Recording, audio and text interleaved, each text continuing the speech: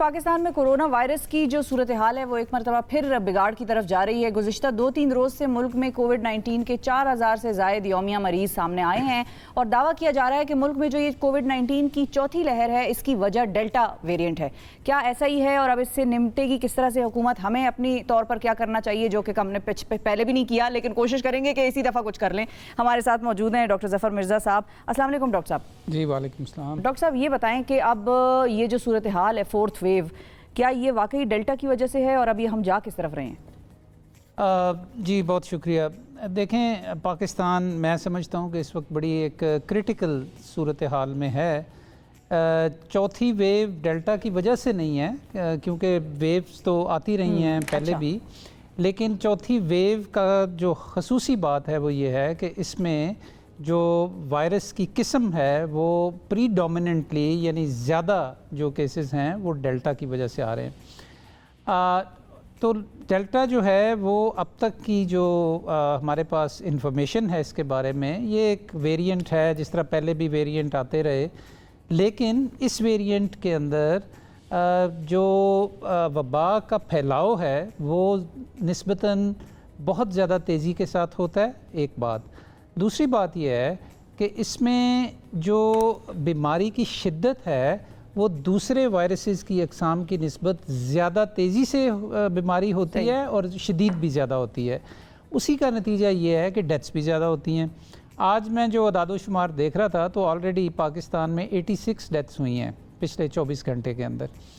ये एक बड़ी तादाद है और ये आपको मालूम है कि ये घटती तकरीबन मेरा ख्याल है कि 10 से भी नीचे चली गई थी। बिल्कुल। और अब ये फिर राइज़ कर रही है और बड़ी तेज़ी से राइज़ कर रही है। मैं पिछले 3-4 दिन का डेटा देख रहा था, बहुत तेज़ी से राइज़ कर रही है।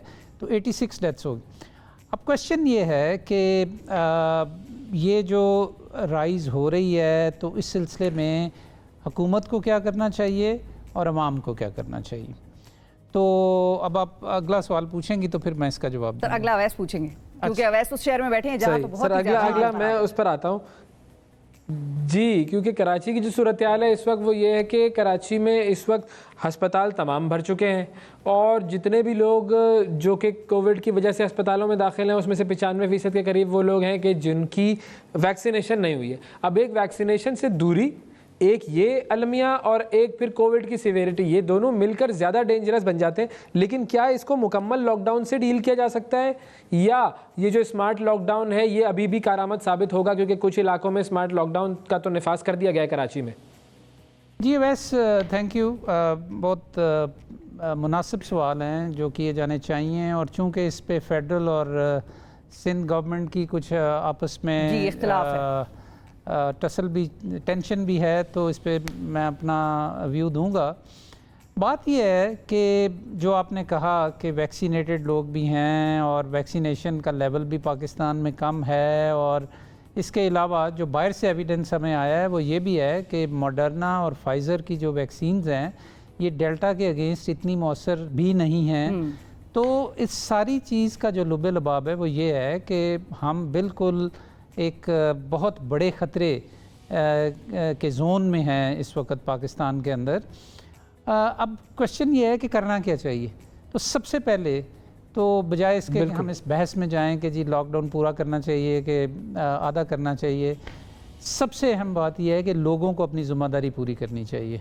और लोग अगर अपनी ज़िम्मेदारी पूरी नहीं करेंगे, वो एहतियाती तदाबीर नहीं अपनाएंगे, वो मास्क नहीं पहनेंगे, रिगार्डलेस ऑफ दिस कि आपको वैक्सीन लगी है या नहीं लगी और आप कहीं भी हैं, सिवाय इसके कि आप बिल्कुल अकेले हैं और बिल्कुल कोई आपके इर्द गिर्द नहीं है, तो फिर ठीक है आप मास्क ना पहने। लेकिन जहाँ कहीं भी ह्यूमन इंटरेक्शन हो रहा है पाकिस्तान में, तमाम लोगों को मास्क पहनने चाहिए, डिस्टेंस रखना चाहिए, सफाई का ख्याल रखना चाहिए, हवादार जगहों पे बैठना चाहिए, वगैरह वगैरह।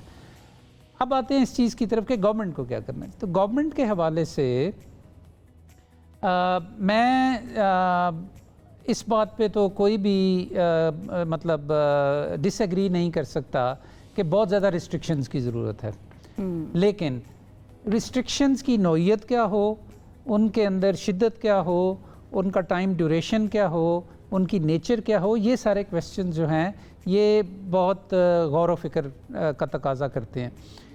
जहाँ तक इस बात का ताल्लुक है, अब उस ख़ास नुक्ते की तरफ आते हैं कि असद उमर साहब ने कहा कि कराची में मुकम्मल लॉकडाउन के अगेंस्ट हैं। एज पब्लिक हेल्थ पर्सन मैं भी अगेंस्ट हूँ। अच्छा, इसकी वजह यह है कि तमाम लोग ये समझते हैं, हम लोग भी जब मैं ये बात करूँगा और इस पर गौर करेंगे तो हमें ये समझ में आएगा कि कराची जैसे शहर में लॉकडाउन अगर लगा भी दिया जाए तो उसको बरकरार नहीं रखा जा सकता। अगर मुकम्मल लॉकडाउन कर दिया जाए तो जो कराची में गुंजान आबाद इलाके हैं, जो वहाँ पे गुर्बत है, जो वहाँ पे दिहाड़ीदार तबका है, वो इसका मुतहम्मल ही नहीं हो सकता। लिहाजा हमें बहुत स्मार्ट होने की ज़रूरत है। ये कह देना तो बहुत अच्छा है कि जी पूरा शहर को बंद कर दें, लेकिन आप पूरा शहर बंद करके अगर उसको बंद रख नहीं सकते तो फिर आपको ये सोचना चाहिए फिर क्या करना है कि आपको क्या वो स्मार्ट मेजर्स करने चाहिए कि जिसकी वजह से जहाँ ज़्यादा मसला है वहाँ ज़्यादा रिस्ट्रिक्शन लगाएं, जहाँ कम मसला है वहाँ पे तो इसे कैलिब्रेट करें, इसे कैलिब्रेट करें। बिल्कुल इस तरह जिस तरह इस्लामाबाद में अभी मैंने सुना है कि कुछ स्ट्रीट्स को बंद कर दिया गया क्योंकि वहाँ पे केसेस बहुत ज़्यादा आ रहे थे। बायन ही इसी तरह कराची में भी करना चाहिए कि उन इलाकों को आइडेंटिफाई, और ये मुझे खुशी है इस बात की कि एक्चुअली कराची में ये डेटा डिफरेंशिएटेड वहाँ पे मौजूद है कि किस इलाके में कितने केसेस हो रहे हैं, तो उसको बगौर देखना चाहिए, उसको मॉनिटर करना चाहिए और उसके मुताबिक मेजर्स लेने चाहिए। तो ये उससे कहीं ज़्यादा मौसर होगा निस्बतन ये कि आप शहर में कर्फ्यू लगा दें और लोग जो है वो उसको डिफाई करते हुए बाहर आ जाएं और फिर आपको पता ना हो कि अब करना क्या है। बिल्कुल ठीक है, बहुत शुक्रिया अदा करेंगे डॉक्टर साहब, आपने वक्त निकाला और बड़े अहम डॉक्टर साहब के हमेशा सजेशंस और रिकमेंडेशंस होती हैं। और अब अल्लाह करे कि हमारी जो दो हुकूमतें हैं हर जगह की वो साथ बैठें और उनको ये एहसास हो कि भाई फैसले आवाम के लिए करने हैं, सियासत चमकाने के लिए नहीं करने हैं। तो कहीं ना कहीं आपको झुकना पड़ेगा, कहीं फेडरल गवर्नमेंट झुकेगी, लेकिन फैसले जो हैं हर इलाके की अपनी डायनेमिक्स के हिसाब से ही हो सकते हैं।